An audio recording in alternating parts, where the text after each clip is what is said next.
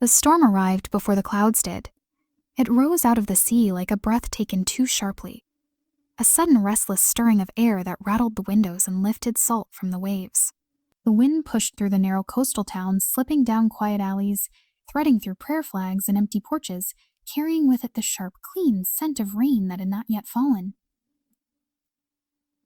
Doors trembled softly in their frames, as if remembering hands that once leaned against them. The world grew hushed, not with silence but with expectation. In a small weathered house overlooking the shore, Mira stood at the kitchen window and felt it. Before we begin this story, tell us, where in the world are you listening from, and what time is it there? Now let's begin. Her fingers rested against the cool glass, and the faint hum of a gathering storm vibrated through her bones. She had learned to recognize that feeling years ago, the way the air shifted, the way light dimmed without losing color, the way memory seemed to wake and stretch inside her chest. It was always like this when a storm came. Not loud, not violent at first, just a deep, breathless pause, like the world holding back tears. The house around her was quiet in the way old houses were. It breathed. It remembered. The wooden floor under her bare feet creaked slightly, recognizing her weight, tracing her path from room to room. A curtain fluttered like a tired bird. On the kitchen table, a cup of untouched tea had gone cold, a thin film of steam fading into nothing. Mira hadn't planned to think about him that morning. She had woken early, as she always did when the wind smelled like metal and salt. She had braided her hair slowly, mechanically, hands moving in quiet rhythm, while her mind hovered somewhere beyond the room. Outside, the sea had looked uneasy, waves shifting their shoulders as if preparing to rise. She had told herself it was just weather, just another storm, but her heart had tightened anyway. The letter came with the wind, a soft tap against the door, not a knock, not a demand, just a whisper of contact. Mira froze, her fingers still resting against the glass. For a long breath, she simply listened. The sound came again, gentle this time, like a leaf brushing against wood. She turned slowly, the room tilting in the quiet. Each step toward the door felt heavier than the last, as if the floorboards were reluctant to let her pass. When she opened it, no one stood there, only the wind and a single pale envelope caught against the frame, trembling. She lifted it carefully, as if it might shatter. The paper felt thin, fragile, almost warm. Rain had not touched it, but it smelled of the storm anyway, of wet earth and distant pine, of cold sky and older things. Her fingers found the faint indentation of handwriting on the front. Her name, Mira. No return address. No return address. Her chest tightened, not sharply, but slowly, as if something invisible had begun to wrap itself around her ribs. She closed the door and leaned her back against it, feeling the low, steady heartbeat of the house. The wind slipped through unseen cracks, tracing the edges of her sleeves, brushing the loose strands of hair from her face. She did not open the letter right away. Her gaze drifted to the far corner of the room, where a small table sat untouched. A vase of dried wildflowers stood there, brittle, faded, still somehow stubbornly upright. They had been placed there years ago and never moved. She had dusted around them, watered their memories, but never replaced them. They smelled faintly of dust and summer. Not today, she whispered to the empty air, though she didn't know what she meant by that. Outside, the first real clouds began to gather, thickening the light. Shadows lengthened across the floor, creeping slowly toward her feet like quiet fingers. She slid a fingertip under the sealed flap. The sound of tearing paper felt impossibly loud. Inside was a single sheet, folded with care. The handwriting was uneven, as though the writer's hands had trembled or hesitated too often. The ink had soaked a little too deeply into the paper, leaving ghosts of words on the other side. Mira's breath caught before she read a single line. It smelled like him. Not in the way that belonged to skin or closeness, but in the way that belonged to memory, rain-soaked fabric, pine needles crushed underfoot, the faint warmth of breath caught on cold air. She hadn't realized how clearly she remembered that scent until it rose around her. Her eyes moved across the words. There were no apologies written, no explanations, only a single sentence repeated as if written and rewritten until the paper could hold no more. The wind still knows your name. Her knees weakened, and she sank slowly into the chair beside the table, the letter trembling between her fingers. The clock on the wall ticked on, steady and indifferent, but its sound felt louder now, like footsteps in an empty hallway. The first time she had met him, the wind had been like this too. She hadn't expected that thought to come so suddenly. It slipped into her mind without asking, soft and persistent as the tide pulling at the shore. She saw it clearly, the lighthouse path covered in pale gravel, the sky wide and low, the sea unsettled. A stranger standing at the edge of the world with his hands in his pockets and a smile he hadn't yet learned to hide. She pressed her eyes shut. Not now, the storm was coming closer. She could hear it in the distance, a long, low thunder that felt less like sound and more like presence. The walls seemed to lean inward slightly, listening. Even the old floorboards went still. Somewhere far off, a door banged shut. Mira folded the letter slowly and set it on the table beside the dried flowers. Her hands hovered above it for a long moment, as if afraid to let it go. When she finally pulled away, her fingers felt colder. She rose and walked back to the window, drawn there like a tide returning to the moon. Outside, the sky darkened to a deep, thoughtful gray. The sea had begun to breathe heavier, waves lifting and falling with more intention. The wind moved through the tall grass in long, whispering waves, and for a fleeting moment, she could have sworn she saw a figure standing near the cliff path. Her heart stilled. She leaned forward, searching. Nothing, just fog gathering slowly at the horizon. Her reflection in the glass looked older than she felt. Softer, perhaps, sadder in the eyes. She lifted a hand and pressed her palm gently to the window, aligning it with the faint ghost of herself. The glass felt colder than before, like it remembered something she didn't. A soft knock echoed through the house again. Mira didn't turn this time. She kept watching the sea, watching the clouds, watching the place where the horizon blurred. The scent of rain thickened, wrapping around her like a familiar coat. In her bones, in her breath, in the quiet between her heartbeats, something stirred awake. The wind had not forgotten. And somewhere, neither had he. The knock did not come again, but its echo lingered in the air as Mira turned away from the window. The room felt changed, as if the letter on the table had altered the balance of the walls themselves. She did not touch it again. She only looked at it from across the room as though it might breathe if she got too close. The wind outside softened for a brief moment, like a held breath. It was in that quiet pause that memory slipped through her defenses. She remembered the first time she had seen him. It had been late afternoon, the kind that turned the world gold without warning. The lighthouse path had been warm under her shoes, pale dust clinging to the hem of her skirt, and the sea had looked endless and gentle, like something meant to be trusted. She had gone there to think, or perhaps not to think at all. Her life had been quieter then, though she hadn't known to appreciate the stillness. He had been standing near the railing, his back to her, watching the water as if it were speaking a language only he understood. She had not meant to speak. She had not even meant to stay. But a loose stone had shifted under her foot, and the small sound had broken the air between them. He turned. There were some faces you never forgot, even before you understood why. His had been like that to her. Not perfect, not polished.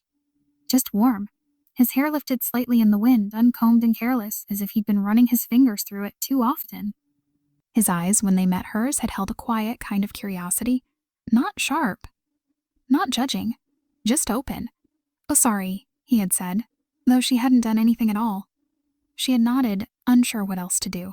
There had been a silence that followed, not awkward, but delicate, like the kind of silence you handle carefully so it doesn't break. "Do you come here often?" he asked, leaning back against the railing, the sun touching the edges of his shoulders. She had shrugged. "When I forget how to breathe." The words had surprised even her. He had laughed then. Not carelessly. It had been a soft sound at first, as if he tried to hold it back and failed. The laugh had felt like summer itself. Warm, sudden, bright enough to make her blink. It had carried into the air and stayed there, drifting above the sound of the wave. "I think," he said gently, "that this is a good place to remember how." She had smiled before she knew she was smiling. Back in the present, Mira felt that laugh in her chest like a phantom warmth. The scent of rain made it stronger, like the air itself wanted her to go back. The wind rattled a loose shutter, and she imagined the sound as his voice calling out from behind her. She moved slowly around the kitchen, her fingers trailing along familiar surfaces. The chair that had once been his at the small wooden table was still there. She had never moved. She told herself it made the room feel balanced. She had not admitted the truth. He had started sitting there after the third time they met. At first, their encounters had been brief. A few words at the lighthouse. A shared glance at the market. A quiet moment standing beside one another during the town's small summer festival, when lanterns had swung overhead and music had trembled through the wooden stage. It had grown gradually. That was the beautiful part. There had been no rush, no burning declarations. Just moments stacking gently against each other like smooth stones at the shore.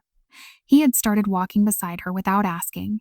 She had started handing him extra berries she picked on morning walks without thinking. One afternoon, he had brought her a cup of tea in a small chipped mug and said, "You look like you could use something warm." She had taken it from him, their fingers brushing by accident. They both pretended it hadn't happened, though neither truly believed it. "Your hands are always cold," he'd said quietly. She hadn't explained that it was because she held too many things inside and not enough in the open air. Instead, she had watched his face as he looked at her, trying not to remember the way her heart seemed to forget its rhythm whenever he was near. Now, Mira walked to the narrow hallway and rested her hand against the wall. The house felt smaller when she remembered him. Or perhaps larger, full of invisible spaces where he had once stood. There had been a moment, long ago, that had changed the way she looked at him forever. It had been raining then, too. They had been caught on the lighthouse path when the sky had cracked open without warning. Wind, heavy and wild, had chased them under the half-shelter of a crooked pine. Her hair had stuck to her cheeks, and his jacket had dripped water onto his boots. He had looked at her in a way he hadn't before. Something serious had entered his eyes. "You don't talk about what hurts you," I'd said softly. It crept in quietly like something ashamed of being seen, rolling off the sea in pale, patient waves. It softened the edges of the world and wrapped the town in thin, milky silence. The storm paused, hovering in the distance as if waiting for the fog to finish its work first. Inside the house, Mira felt it before she saw it. The air grew heavier, thicker against her skin. The smell of rain was joined by the damp coolness of mist, slipping through every crack and seam. The windows clouded, and the world beyond them blurred into a watercolor of gray and silver. She stood by the door, unsure why her hand had drifted there. The floor shifted softly under her feet, a whisper of wood remembering weight that was not hers. The house breathed slowly, rhythm uncertain, like a chest rising and falling with old dreams. Then came the sound. Footsteps. Not loud. Cooey. Not hurried. Just a careful pressing of weight onto gravel. Mira froze. Her fingers tightened around the doorknob, but she didn't turn it. She listened instead, her breath gathering in her throat. The footsteps paused near the porch. She imagined the fog curling around unseen legs, erasing shape and outline, leaving only presence behind. "Don't," she whispered, though she didn't know who she was speaking to. The steps shifted again. Faint scuff, the smallest scrape of stone. Then silence. Her heart thundered too loudly in the quiet, filling every corner of the house. She forced herself to step back from the door and moved toward the window, careful, slow, as if the air had turned to glass. Pulling the curtain aside just a fraction, she peered into the fog. The porch blurred. The single wooden post faded in and out of sight. The road beyond was swallowed entirely. No one, just fog breathing against wood.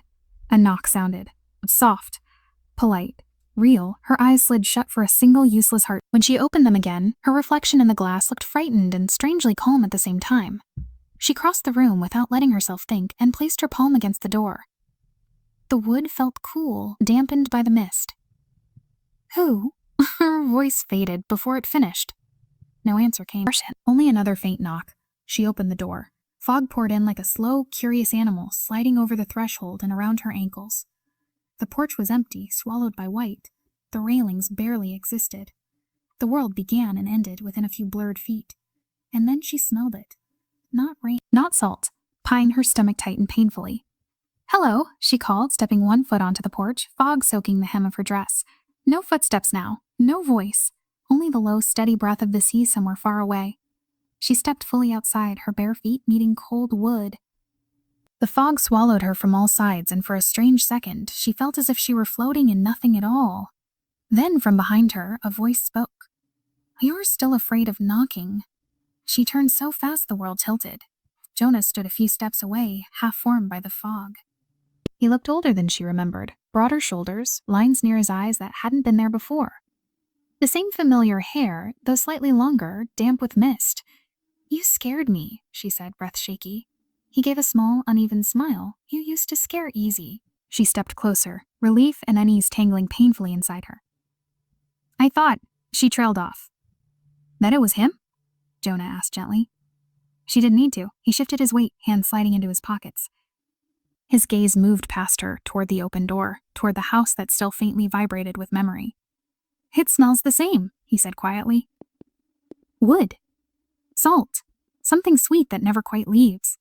"You shouldn't be here," she said, though the words felt. "Neither should ghosts," he replied, softer now.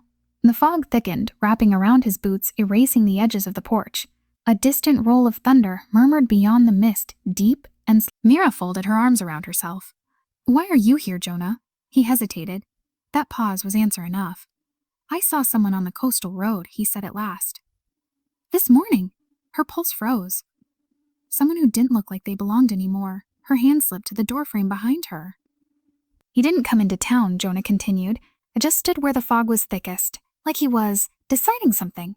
Mira's throat tightened. "Did he?" Her voice failed. She swallowed and tried again.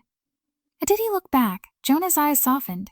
Yeah. The silence that followed felt like a crack in glass, spreading slowly through the air. "He shouldn't come here," she said. "Not after." She smelled him before she heard him, Jonah said quietly. "That's what you used to tell me." She looked at him sharply. "You always said the air talked to you first," he added. "Before the world did." The fog thickened again, shifting around them like a living thing. "He isn't safe," Jonah said, barely above a whisper now. "Not for you." Her heart twisted, slow and painful. "You don't get to tell me that," she answered, just as softly. A low rumble of thunder rolled through the mist, closer this time. Jonah stepped back a little, the fog swallowing parts of his shoulders. "Lock your door tonight," he said. "A storm's coming hard." Then he turned and walked away. His footsteps quickly softened into nothing. Mira stood alone on the porch. The fog began to thin, retreating in slow, reluctant breaths. The world edged back into focus. The railings, the road, the pale stretch of sea beyond.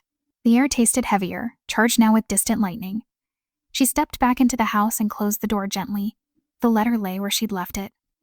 The dried flowers trembled faintly as the house settled. Her eyes lifted slowly to the window. This time she thought she saw movement beyond the glass. Not close, not clear, but waiting. Her fingers curled against the wood of the door behind her. The fog had gone, but it had left its mark, a quiet pressure in her chest, a warning written in air and breath. The storm was no longer circling. It was on its way, and somewhere in the growing dark, footsteps were moving that did not belong to the past anymore.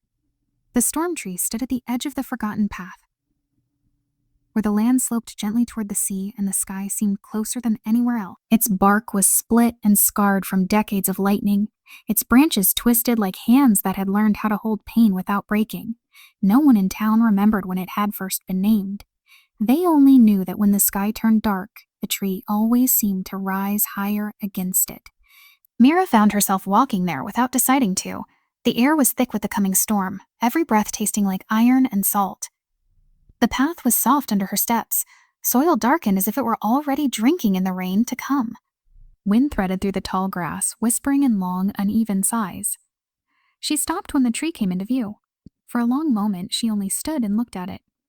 This was where he had brought her on the day promises became something heavier than words. The sky that day had been unsettled, though not yet broken. Clouds had moved slowly, like wandering thoughts, and the wind had played gently with the hem of her dress. He had walked beside her in silence, his shoulders tense in a way she hadn't seen before. "You don't have to come here," she had said, when she noticed the way his hands curled tightly against his palms.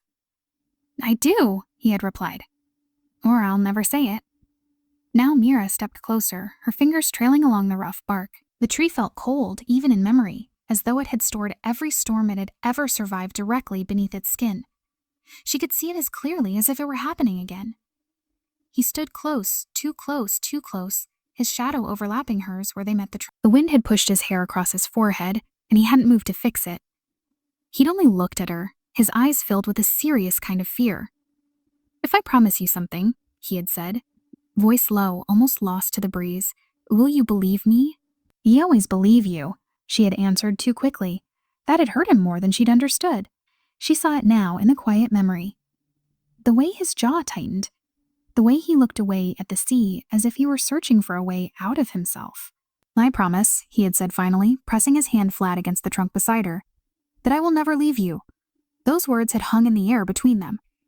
Not light, not gentle, but heavy as rain trapped in clouds. She had placed her hand over his. His skin had been warm, alive. Please, Ethan, I promise, she'd whispered, that I'll wait if you ever try. The storm tree had creaked softly above them as if it had heard and remembered. Now, in the present, the branches shifted high above her, restless in the growing wind. The sky darkened steadily, bruising itself in shades of gray and blue. Somewhere far out at sea, thunder rolled like a slow, distant drum. Mira leaned her forehead gently against the bark. You lied, she whispered, though she wasn't sure if she spoke to the tree or to the memory. The air felt tighter here, as if it had been waiting for her to return.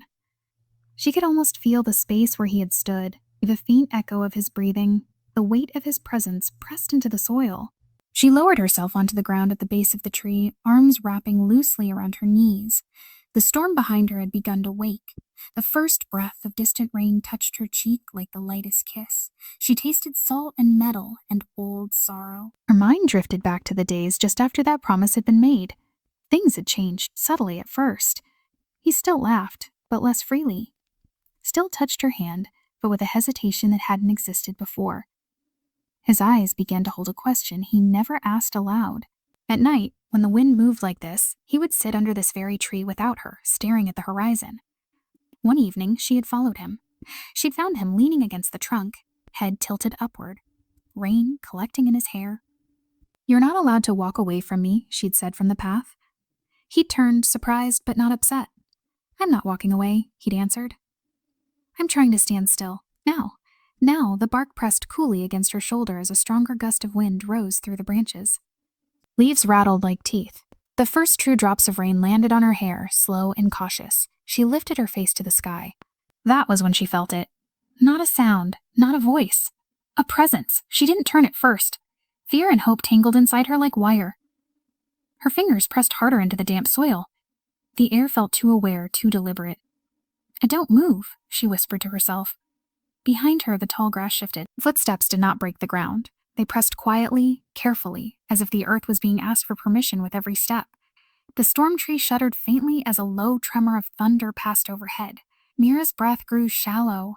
I told myself, she said into the wind, not turning, that you were only a ghost I made out of rain. Silence stretched behind her. The smell of pine grew stronger. Her eyes closed. I told myself, she went on, her voice failing slightly, that promises rot like fallen leaves. A longer pause. Silly. Another step. Closer. She could feel it now.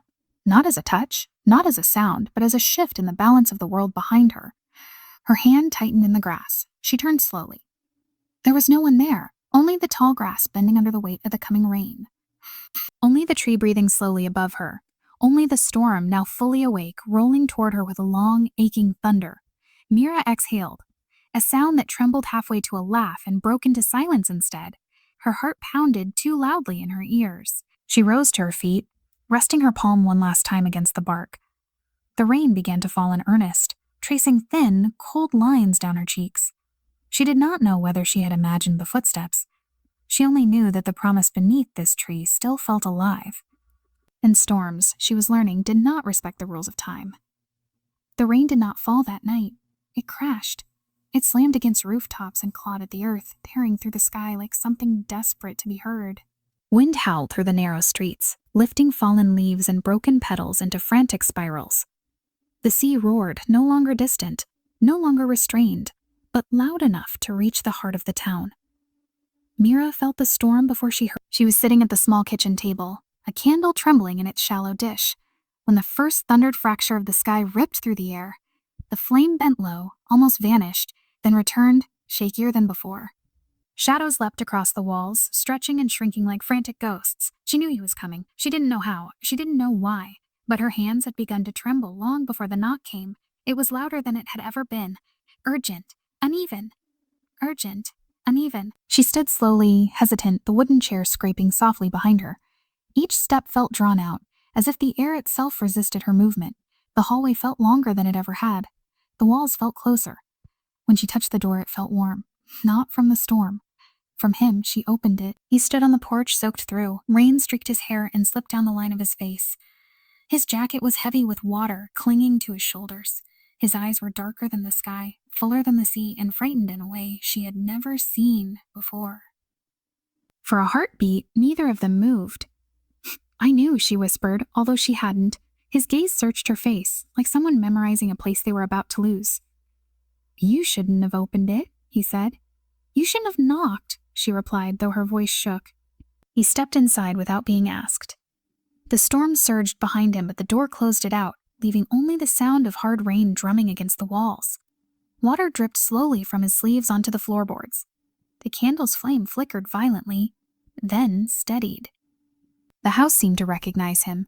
It creaked softly, like old bones shifting. He smelled like rain, and something else, something sharp, something final. They stood too close, and not touching, not far enough. "I can't stay," he said quietly.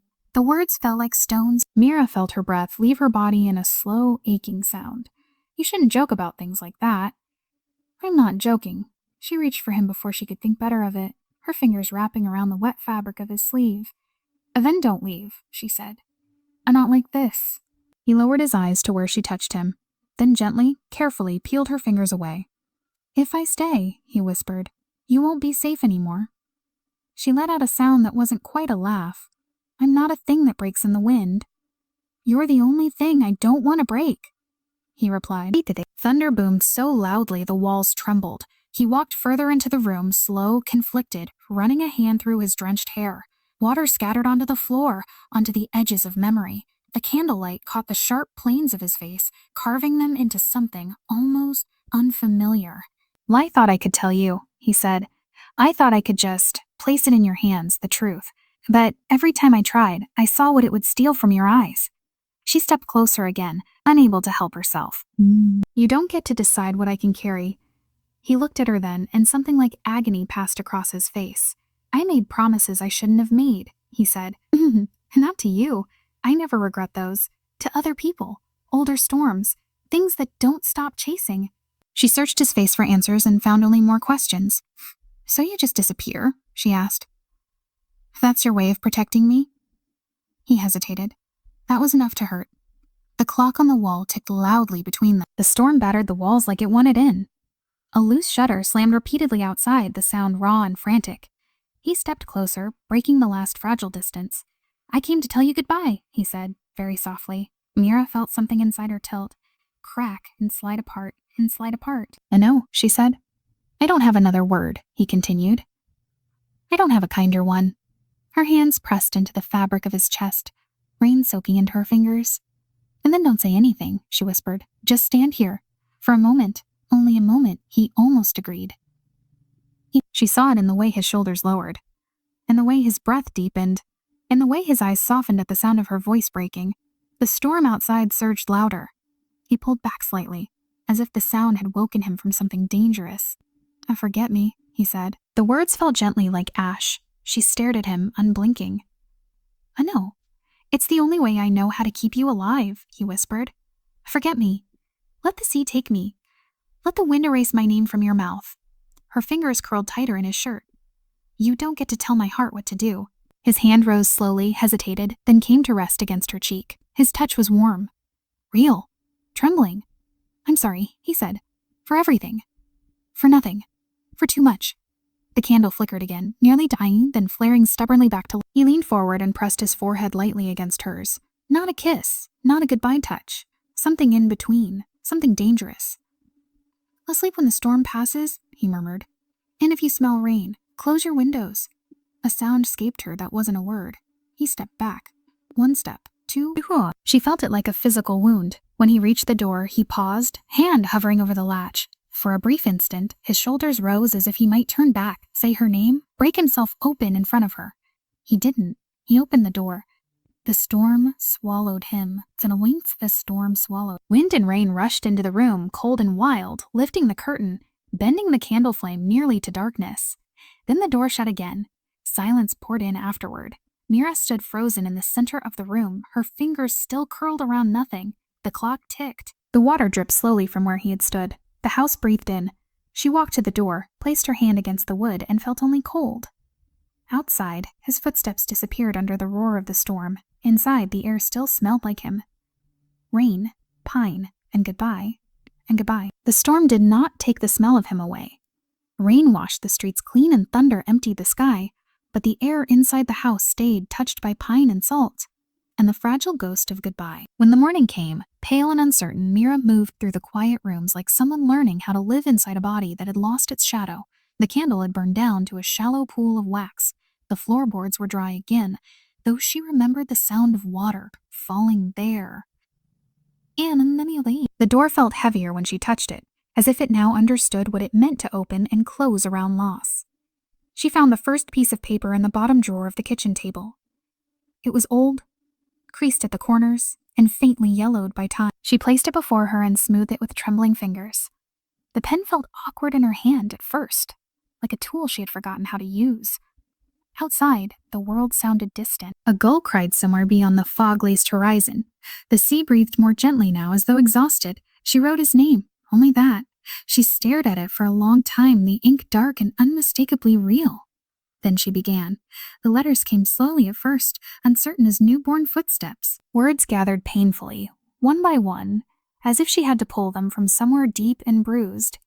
She wrote about the sound of his laughter, about the way the storm tree had bent when they stood beneath it, about the promises that had settled between them like dust that never truly fell. She told him she hated him. She told him she understood. She told him she had not slept. By the time the sun rose higher, her hand ached and her eyes stung. She folded the letter carefully and held it between both palms. For a breathless moment, she considered walking it down to the sea and letting it go. She imagined the paper drifting on dark water, fading as waves carried it beyond sight. She did not. She placed it in a wooden box instead. It became a ritual she never planned, but could not stop. Some days she wrote in the pale light of morning, when the world felt fragile and breakable.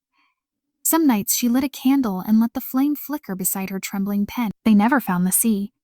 The town learned how to move around her grief. The baker began leaving warm bread by her door without knocking. Children played more quietly when passing her fence.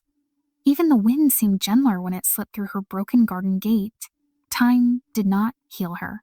It only taught her how to walk with the wound open and unseen. Seasons changed. The air grew colder and then warmer again. Wildflowers bloomed and died along the cliff path. The lighthouse continued to throw its pale, circling eye across the water every night, as faithful as it had ever been. Mira filled the wooden box. Then another. Her letters changed, too. At first they were raw and trembling, filled with questions that had no answers. Why did you lie? Why didn't you stay? Why wasn't I enough? Later, the questions softened. They turned into quiet observations of the world he no longer stood in. The old woman down the road died and left her house to someone who didn't know its stories. The storm tree lost a branch in the winter wind but stayed standing. Jonah came by once and stood awkwardly on the porch as if unsure whether he was allowed inside. "You look like someone who hasn't learned how to forget," he'd said. Mira had almost smiled. If only he knew. She never told anyone about the letters. They were hers. They were him. They were a bridge made of paper and ink that led nowhere and everywhere at once.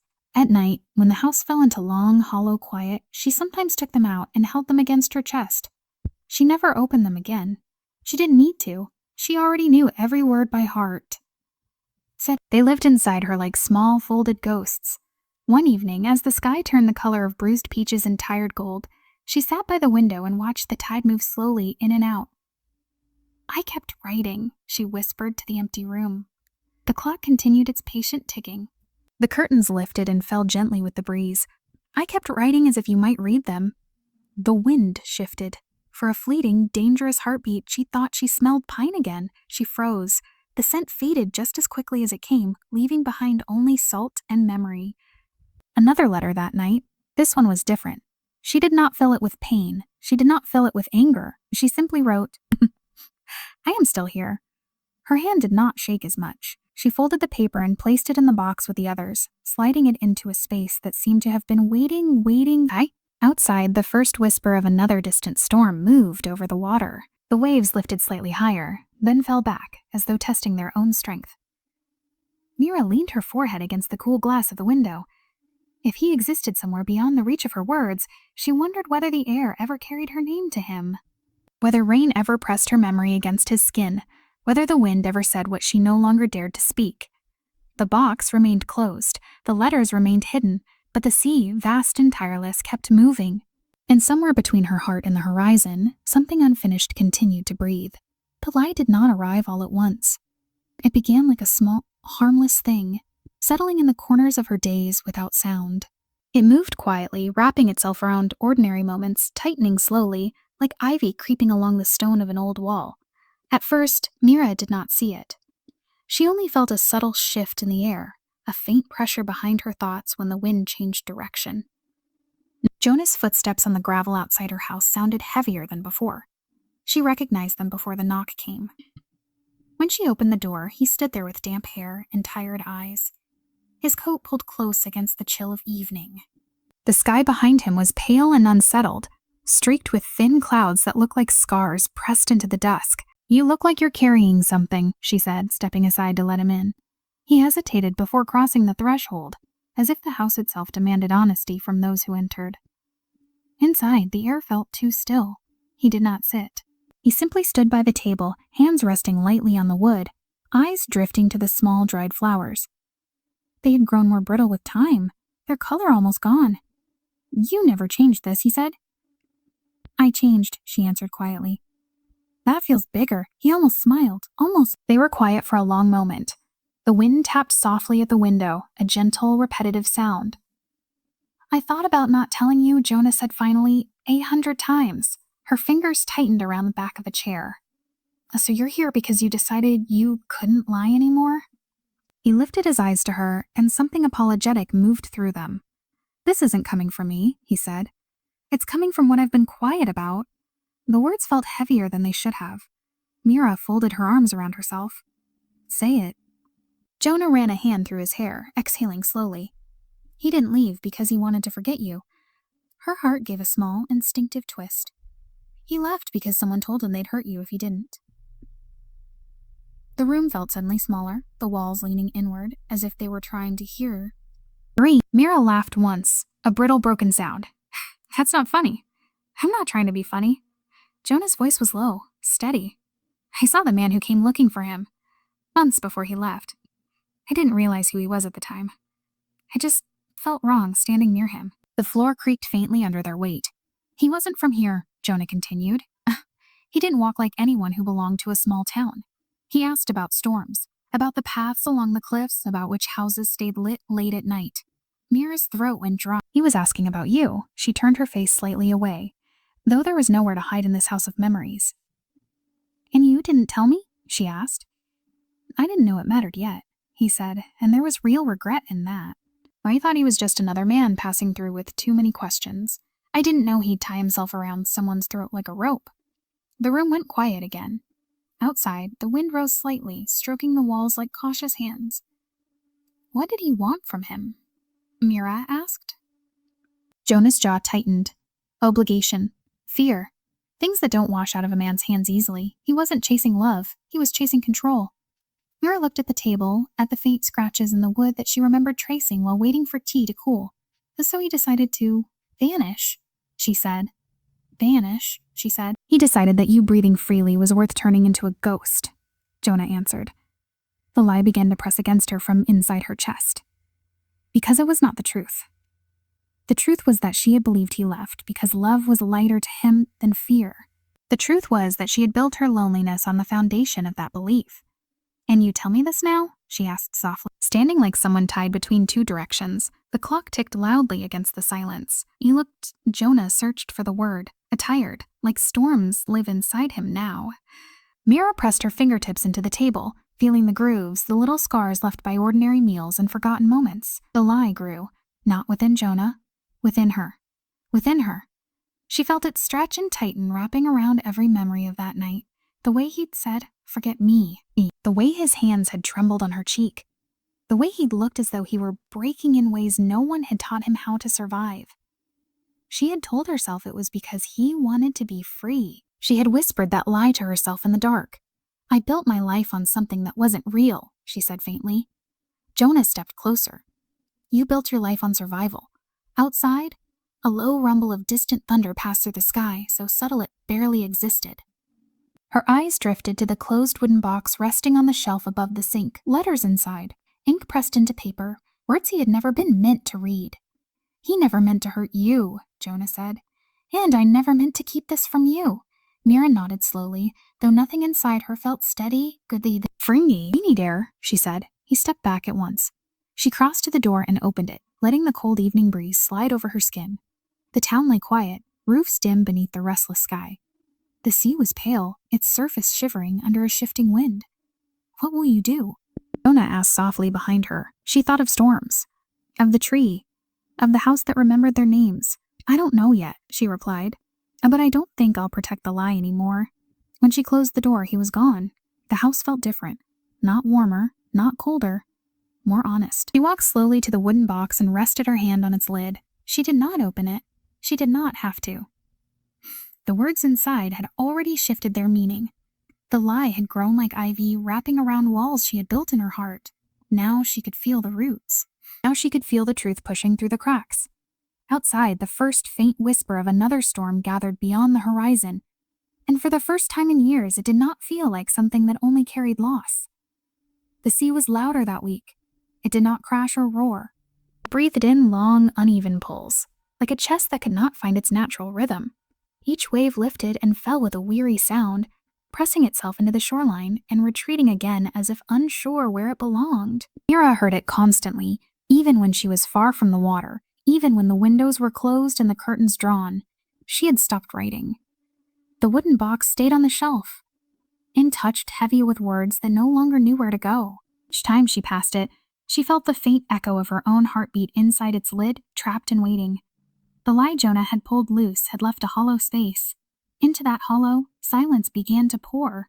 Not the gentle, familiar silence of early mornings or quiet rooms, but a thick, breathing silence that seemed to follow her from one corner of the house to another.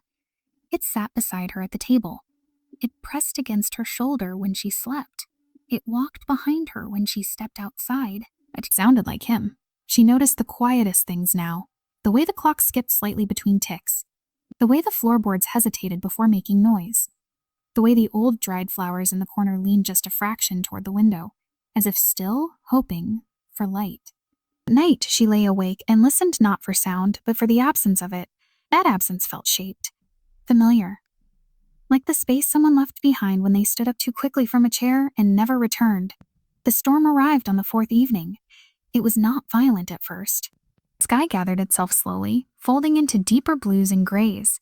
The air grew tight, like held breath. The wind began its steady climb through the narrow streets, twisting around chimneys and fences. Mira stood at the window when the first drop of rain touched the glass. She leaned closer, pressing her forehead to the cool surface. The rain traced thin paths down the pane, delicate and hesitant, like fingers searching for something lost. She thought of the night he had left, how his silence had been louder than his words. How the word "I forget" had felt soft when it fell, and sharp only later. Thunder murmured, distant but patient. The storm thickened. She stayed there, unmoving as the world darkened around her. The room behind her disappeared into shadow, as if it were giving her to the rain for a while. Then she smelled it. Pine, not strong, not clear. Just enough to hurt. Her breath caught. She pulled the curtain aside slightly and looked into the growing storm. The road shimmered with wetness. Tall grass near the cliff bent and lifted. The world blurred where the rain grew heavier. She saw nothing. And yet the silence changed. The storm sounded different suddenly. Not louder, not closer. Different, as if a note had shifted in the music of the world. As if something had been added or removed from the air. A presence. She stepped back from the window slowly. The silence inside the house deepened. It grew sharpness around its edges, like glass waiting to cut. The walls felt closer. The ceiling felt lower. Then came the sound. A footstep. Not outside, inside. Very soft, very slow. Her body froze. She did not turn. She did not breathe. She simply listened. Another step. The faint creak of a floorboard that had not been near the door, but near the hallway. Her heart hammered, but her feet remained still, as if they belonged to someone else. "Don't," she whispered into the kitchen air. Nothing answered. Yet the silence thickened further, as if something unseen had stepped fully into the room. Candle flame, unlit on the table, trembled in its wax pool as the air shifted. The dried flowers quivered faintly in their vase. Another sound. A soft exhale, not hers. Mira turned slowly. The room was empty. Too empty. The kind of empty that felt disturbed. The air felt moved. She took one careful step toward the hallway. The shadows clung to the corners like they had learned fear. Rain rattled more loudly on the roof, rushing in quickened patterns. "Show yourself," she said, though her voice almost broke. Nothing moved. The silence pressed closer. She walked to the doorway of the hallway and looked down its narrow length. The far end disappeared into shadow. The floorboards there were darker, more worn. Halfway down, just before the old bedroom door, she saw it. A faint wet footprint. Her breath left her in a silent, broken gasp. The shape was fresh. The wood shone slightly where water had touched it. One footprint, then another. They stopped before the closed door. She stepped forward slowly, her heart loud enough to fill the house. When she reached the door, her hand shook as it hovered over the handle. Silence behind it felt full, not with sound, but with waiting. The rain outside beat harder. The wind clawed at the eaves. She pressed her ear briefly against the door. Nothing. Only the sound of her own heart. She opened it. The room was empty. The curtains moved gently with the drifting air. The bed remained untouched. The floor was dry. The footprints ended at the doorway. Not inside, she stood there, breath unsteady, eyes wide. The silence shifted again, pulling away from her, retreating, slipping back into corners and walls. She walked back into the kitchen slowly. The house resumed its old breathing rhythm, as if nothing had disturbed it. But she knew better. She moved to the window again. Outside, through the rain, she saw a figure standing near the edge of the cliff path, still dark against the blurred world. He did not move. He did not look back. The silence he carried was louder than thunder. Mira lifted her hand and placed it against the glass. The storm swallowed his outline slowly, but the sound of him remained. And in that sound, she knew he was closer than memory. He was close enough now to hear her breathing, close enough for his silence to finally begin speaking. The lighthouse stood awake in the storm. Its pale beam turned slowly through the darkness, cutting the rain into thin silver ribbons that vanished as quickly as they appeared. Wind had climbed to a restless howl, moving like wild breath along the cliff path, bending the tall grass until it whispered in frightened waves. The sea roared in low, uneven rhythms, striking the rocks below with a hunger that felt too old to name. Mira walked toward it without a lantern. The path was slick beneath her feet, stones shining faintly where the beam touched them. Her coat clung damply to her shoulders and the rain tangled lazily in her hair. She did not feel cold. She did not feel warm. She felt drawn. Every step felt like an echo. She had followed this path once with him on a quiet, pale evening when the sky had been soft and forgiving. Now the sky tore itself open above her, and the world felt sharpened around the edges. The lighthouse door stood before her, tall and weathered, scarred, older than memory. She paused, her breath turning shallow. She did not knock, she listened. The wind screamed around the stone walls, but something else lived inside the sound now. A hush that felt like it had been saved just for her. A held breath that did not belong to the sky. Her hand lifted slowly and rested against the cold metal handle. Then she heard it. Footsteps. Not outside, inside. Slow, measured. Real. Her heart lurched so sharply it almost hurt to breathe. The door shifted slightly under her touch, not opening, not closing, just acknowledging something leaning against it from the other side. The footsteps moved closer. Her fingers tightened around the handle. The smell reached her first. Pine, rain-soaked fabric, something warm and familiar tangled with the storm. She knew that scent. The footsteps stopped. Silence pressed against the door. Her voice came out barely more than air. "You don't get to hide from me in this place." A pause. The sound of someone breathing on the other side. Then the lock turned. The door opened. Light spilled out in a narrow, trembling ribbon. Inside, the spiral stairs twisted upward in pale stone, and a single lantern burned near the base, its flame rocking uncertainly. The air was warmer than the storm outside, carrying the faint smell of oil and old iron. He stood there, so close that the space between them failed to exist. He looked thinner, tired, his hair dark with rain, lifting slightly as the wind tried to follow her inside. His coat hung heavier on his shoulders, saturated with storm and time. His face held the same lines she remembered, softer now, carved by years that had not been kind. For a long moment, neither spoke. The lighthouse hummed around them, its light moving in slow circles overhead, painting shifting shadows across his face. "You came," he said finally. "You knocked," she answered, though he hadn't. He gave a faint breath of something almost like a smile. "I didn't think you would." "Oh, didn't think I was allowed not to," she said. The storm outside rattled the metal railings. The door pulled itself slowly closed behind her, shutting out the worst of the wind, but not the sound of it. Rain tapped faintly against the narrow windows, cautious now, subdued. He stepped back once as though to give her room. It only made the air stretch tighter. "You shouldn't be here," he said. "You said that once before," she replied. I meant it more then, and I mean it more now, and I mean it more now. A flash of light from the sweeping beam crossed his eyes, and she saw the fear there. Not of her, not of the storm, of the truth. He looked like someone standing at the edge of something he could never fully escape. I thought, he said quietly, that if I stayed close enough, I could learn how to forget where to touch the pain. She folded her arms around her middle. You think disappearing teaches people how to breathe? He shook his head once. I think vanishing is the only kindness some men know. Silence grew between them again, but it was no longer empty. It vibrated, alive, filled with words that refused to be born. Mira stepped closer. Close enough to see the rain collecting at the edge of his lashes, close enough to see the fine tremor in his hands. You look like you've been arguing with storms, she said. Every night, he answered. Another turn of the lighthouse beam crawled over his shoulders, tracing the curve of his face, then sliding away. Oh, I hear, she asked. Why now? He hesitated. Her heart folded inward on itself. The wind howled louder outside, and the lighthouse seemed to respond, its beam turning just a little faster, just a little brighter. Thunder rolled in the distance, not close enough to frighten, close enough to remind. She moved another step nearer. You don't get to send storms to my door and then pretend you're only a shadow, she said. He breathed in slowly. You don't get to tell me to forget you, she whispered, and stand in rooms that still know my name. The floor beneath them creaked gently, like the building itself shifting under the weight of their voices. I never forgot you, he said. The words were simple. They landed like glass. She looked at him then, really looked at him, and saw that he was not a hero or a ghost, not a savior or a villain. He was only a man who had carried too much fear in the shape of love.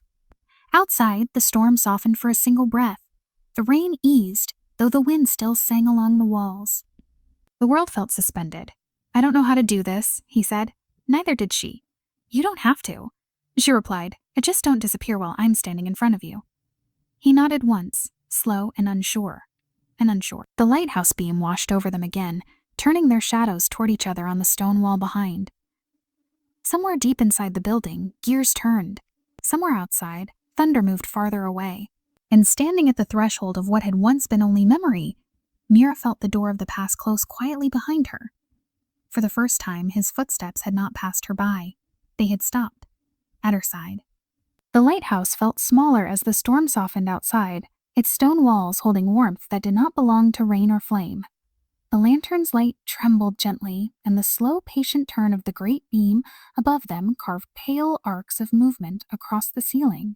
Shadows stretched and shrank as if breathing. He did not step away, neither did she. For a moment, they simply stood, close enough to feel each other's breath, far enough to feel the years that had lived between them.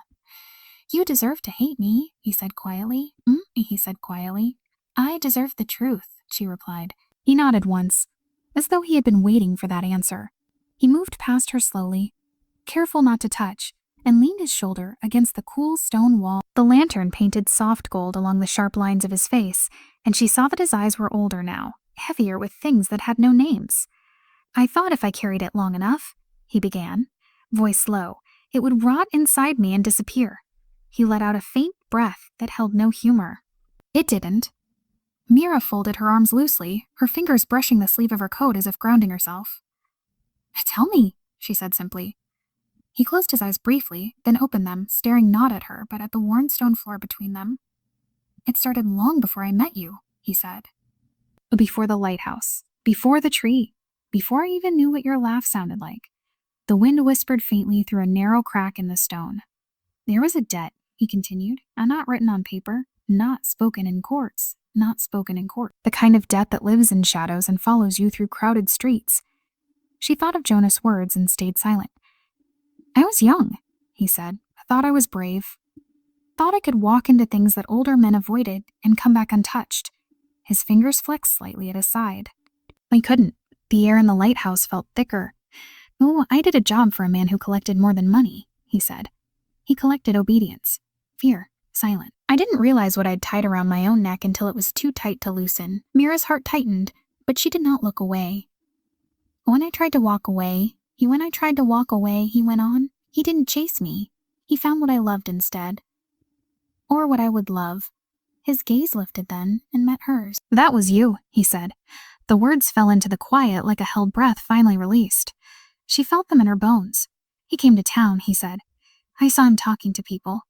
I heard my name in places where it shouldn't have existed. I saw him look at your house. His voice roughened. Quirkier house, his voice roughened. But that was when I understood that I wasn't the only one trapped anymore. Mira remembered the way he had grown quieter, the way his eyes had searched the windows instead of her face. The night I left, he said softly, I thought if I told you the truth, you'd try to be brave with me. You'd want to stand beside me. She said nothing. He was right. And I couldn't let you do that, he said. And because he didn't play by rules. He didn't fight by rules. He didn't fight fairly. He didn't break bones first. He went for quiet deaths, quiet disappearances. The lighthouse lamp flickered once. So I chose to break you instead, he said. By leaving, Mira felt the words settle in her chest. I thought it would be cleaner, he continued. A quicker, I thought you'd hate me and be safe. You were wrong, she said softly. Yes, he replied. I was wrong. He looked tired, not in his body, in his soul. We left town and ran, he said. Not like a hero, not like a man with a plan. I ran like someone being hunted because I was. Her hands tightened against her own sleeves. For years, I stayed just close enough to watch the sky where you lived, he said. Just far enough that nobody could follow me back to you. Mira stepped closer without realizing it. You had no right, she said gently now, to decide my life for me. I know, he answered. The storm outside murmured faintly, distant thunder rolling like tired footsteps. I stayed silent because silence was the only way I knew how to love you without destroying you, he said. I trained myself to forget the way your hair smelled when the wind touched it. I tried to forget the sound you made when you laughed without trying. He looked at her again, and in his eyes she saw ruin. I couldn't forget, he said. You carried this alone, she murmured. It was the only way, he said. If the truth lived in two hearts, it would have been love. Easier to find. The lighthouse creaked softly like an old creature shifting under quiet pain. Mira moved closer until only a small, trembling distance remained. You should have trusted me, she said. I didn't trust myself, he replied. I didn't trust the world. I didn't trust the storm inside me not to swallow you whole. She studied his face. The fear was there, the regret, the love. I thought, he said softly, that if I protected you long enough from far away, one day I'd deserve to stand close again. Her eyes stung. And now, she asked. He swallowed, sister. And now I don't know if I have the right. The beam of the lighthouse swept across the room again, bathing them both in pale silver. Mira reached out slowly, stopping just short of touching his hand. You don't have the right, she said. But you have the truth. His fingers twitched, as if wanting to rise. She let her hand fall. Not yet. Outside, the storm had thinned to a steady rain, softer, quieter. The wind no longer screamed. It whispered. The silence between them was no longer empty. It was full. Of pain, of understanding, of everything he had carried in his bones. And now at last laid bare between them like a fragile, breathing thing. The question was no longer what he had done. It was what they would do with it. Together, or apart.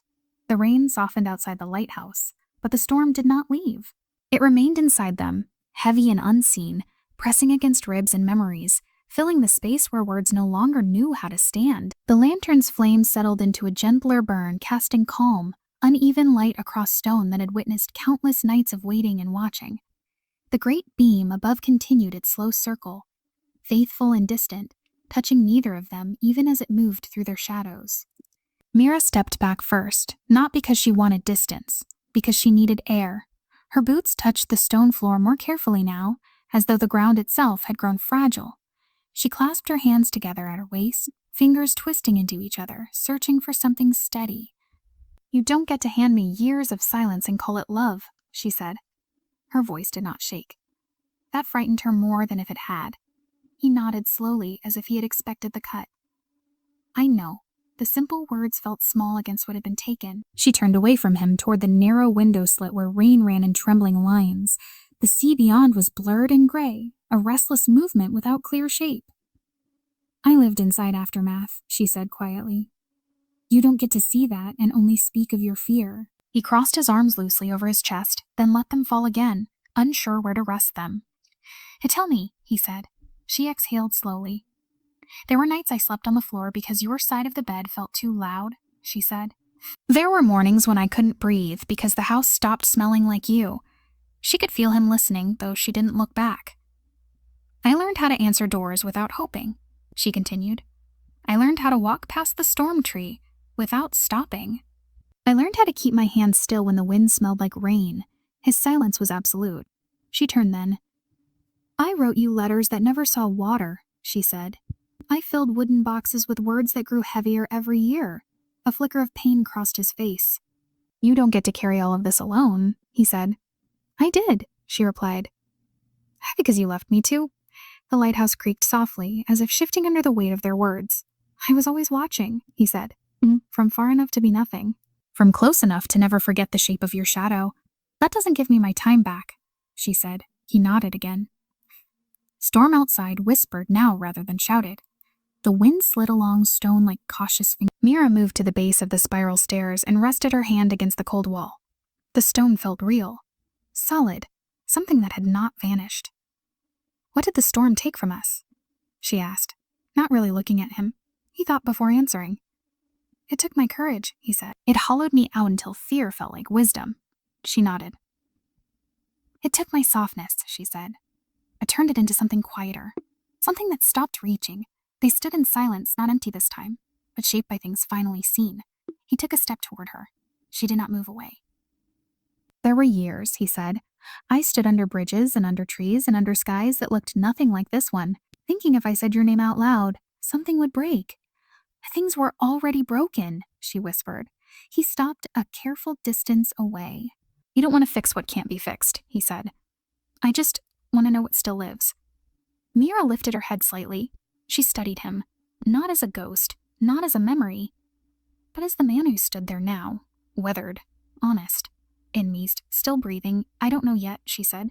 That frightens me. It should, he murmured, because it means it matters. Thunder rolled faintly beyond the stone walls, far away now, tired. She walked slowly back toward him, not close enough to touch, close enough to feel warmth. You lost years, she said, on birthdays you didn't see. Summers that passed without your laughter. Winters that felt like they would never end. He nodded. I lost the right to be angry, he said. I lost the right to be seen without shame. Her chest tightened. She had carried anger like a shield. He had carried shame like a scar. The lighthouse hummed gently in its bones. I don't know how to forgive you, she said. I don't know how to ask, he replied. That, somehow, felt honest. Outside, the rain softened further. The world seemed to loosen its grip on the night.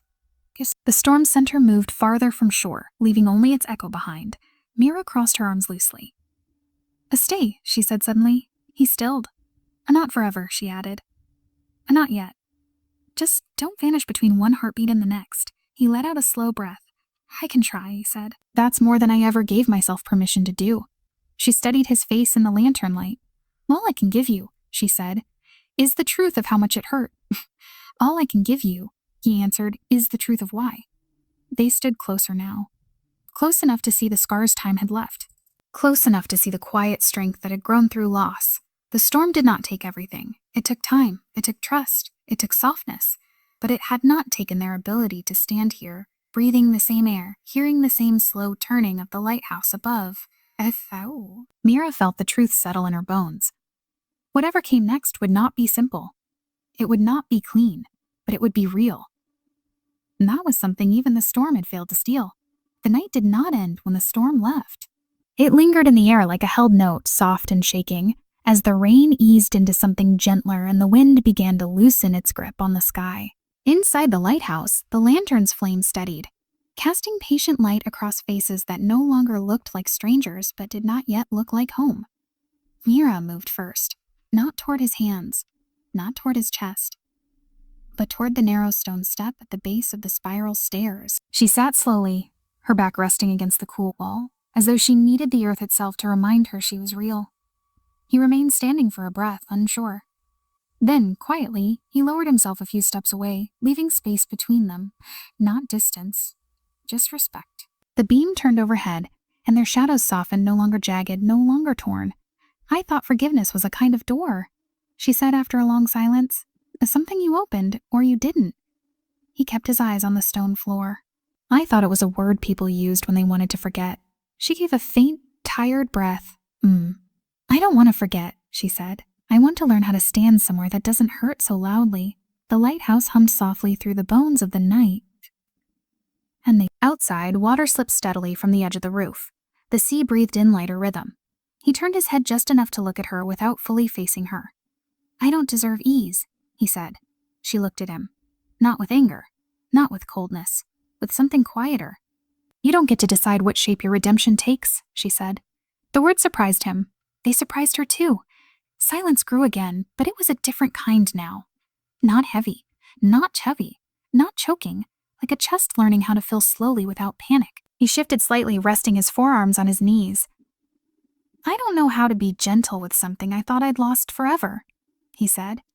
Mira studied the way the light fell on his hands, the faint tension still living in his fingers. "You don't know how to be soft with something that disappeared," she answered. The air moved, warm and patient. Minutes passed without being counted. Then he spoke again. Wind spoke again. "In all the places I ran," he said, "there was always a moment when the rain smelled like you. I used to stop walking when that happened." She felt that land quietly inside her. "And?" she asked. "I started walking slower," he said. "And not toward you. Not away. Just slower. Like I was trying to remember how to exist without breaking things." She nodded. It felt like truth. Forgiveness did not arrive as a decision. It arrived as air, as space, as a small, fragile permission to let breath move without pain. Mira leaned her head back against the wall and closed her eyes for a single breath. She thought of the house, the dried flowers, the box of letters. She realized something then. She was no longer afraid of carrying those memories. They no longer felt like traps. They felt like proof that she had loved, that she had survived, that she was still capable of something more. Her eyes opened again. He was watching her gently now, as if unsure whether he was allowed. "You can stay," she said. He stiffened slightly. "Not forever," she added quietly. "Not yet." But yet. "But you can sit here in the same quiet with me without needing to disappear." He let out a slow breath. "That feels like more than I deserve," he said. "It's not about deserve," she replied. "It's about choosing not to choke ourselves anymore." The lighthouse beam passed over them again, bathing their faces in pale silver, then moving on. Outside, the last of the storm clouds loosened their grip, and in the soft quiet after rain, something strange began to happen. Forgiveness learned how to breathe. It did not erase. It did not pretend. It did not pretend. It did not rush. It unfolded slowly, like fabric warmed by sun for the first time in years. Mira shifted slightly on the stone step, and without thinking, her fingers brushed the back of his hand. It was brief, accidental, real. He did not grab her hand. He did not pull away. He simply breathed. She felt the rise and fall of his shoulders. He felt the warmth of her fingers. Nothing more, nothing less. And somehow, that was enough to feel like a beginning. "I don't know where this goes," he said. Neither did she. "That's all right," she whispered. "I don't need to know." I just don't want it to be silent anymore." He nodded. Slowly, carefully, the lighthouse continued its steady watch over the sea. The storm moved farther away, breaking into distant fragments of sound and memory. In the quiet space between them, where anger once lived and fear once ruled, something softer began to grow. Not a promise, not a guarantee, just a breath, and another, and another. Forgiveness, that had once felt like an impossible word, now sat between them like a small flame, not blazing, not consuming, just warm enough to be real. And in that warmth, both of them began to understand that love, when wounded, does not vanish. It waits, it listens, it learns how to live again. And when it does, it breathes. Morning did not arrive all at once. It unfolded. It unfolded. Light seeped slowly into the cracks of the lighthouse, pale and hesitant, as if unsure whether it was allowed to enter a night that had held so much breath. The lantern's flame had gone out somewhere before dawn, leaving only the smell of warm oil and cooling glass behind. The rain had softened into a thin, lingering mist that traced the stone in delicate silver paths. Mira woke to the sound of the sea breathing. Not roaring, not breaking, just breathing. The lighthouse door stood closed. The storm had moved far out, leaving behind a sky washed clean and thin clouds drifting like tired thoughts. The world felt delicate, as though it could shatter if spoken to too loudly. He stood near the narrow window, not close enough to wake her, not far enough to leave. She watched him quietly. The way his shoulders lifted and fell, the way he held himself still, like someone afraid to disturb something fragile. His coat was folded neatly over the stone railing. Damp strands of his hair had dried into soft, uneven shapes. He heard her move. He turned slowly. You didn't leave, she said. It wasn't a question. He gave a faint nod. You told me not to disappear between heartbeats. Something soft slipped behind her ribs. She rose and moved to stand beside him. Outside, the sea shimmered faintly, the horizon drawn in thin, clean line. The tall grass along the cliff stirred gently, no longer whipped, no longer bent. This is the part people don't talk about, he said. She tilted her head slightly. What part? The quiet, he replied. After everything, loud breaks. Mira considered. The door no longer felt like a border, only a pause between outside and in. The kitchen filled again with soft sounds, the clink of a spoon, the whisper of steam. He never entered without waiting. She never told him to hurry. The wooden box was still there. One evening, after the light had turned honey gold and the sky had gone quiet, she opened it in front of him. Not all at once, just the first letter. He did not touch it. He only watched as her fingers unfolded the paper slowly, like something sacred. I don't want you to feel small, she said. You won't, he answered. I already did. They did not read the words aloud. They did not need to. Some pain does not require sound to be real. Summer passed. The storm tree bloomed again, leaves thick and green across branches that had once split under thunder. A few carvings remained on the bark. Names, half-erased hearts, promises cut too young by careless hands. They stood beneath it one evening as the sky turned soft and wide. You told me once you'd never leave, she said quietly. He nodded. I lied, he said. She leaned her head against his shoulder, just briefly. You were scared, she corrected. The wind touched their faces like something gentle and knowing. There were moments of hesitation. There were silences that returned and moments when fear brushed close. Sometimes in the middle of the night, he would sit at the edge of the bed and stare at the window as if he expected the past to knock. Sometimes she would wake with the old ache pressing behind her ribs. But now there was something new. Choice, not obligation. Not escape. Choice. They chose to stay. They chose to sit in the hard moments. They chose to breathe through the places that still hurt. The town remained the same. People walked past their gate without knowing they carried a history inside that house. The sea continued to rise and fall. The lighthouse continued its endless rotation. The world did not pause for their healing, and that was all right. One evening, the wind carried the scent of pine again. This time, it did not feel like a wound. It felt like rain washing dust from tired leaves. Mira stood at the window, and he stood behind her, not touching. Close enough. Do you ever wish it had been different? She asked. He thought before answering. No, he said. I wish it had been kinder, but not different. She nodded. She understood. Kindness was what they were learning now. Not the sharp, stolen kind, not the desperate kind, but the kind that walked slowly and did not vanish. Years later, the dried flowers were replaced. Not thrown away. Set aside. New ones placed in their vase. Soft. Alive. Their petals caught the light in ways that did not hurt to see. On a quiet night, when the air was clear and the sea shone like dark glass, they walked once more to the edge of the cliff. The wind moved through them like memory. He reached for her hand. She let him. They did not speak. They did not need to. Below them, the waves breathed softly. Behind them, the town rested. Above them, the sky held 1,000 quiet stars. In that small, still space where no one else stood, no one else listened, the world felt right. Not perfect, not untouched, but she leaned her head against his shoulder, and he brushed his thumb gently against her hand. Not to claim, not to promise. Just to be. The wind moved through their hair and around their hearts, carrying no anger, no warnings, no storms. Only recognition, an understanding older than pain, stronger than absence. And when the night settled fully and the world grew quiet again, it did not feel lost. They felt found. And somewhere in the quiet between heartbeats, love began again.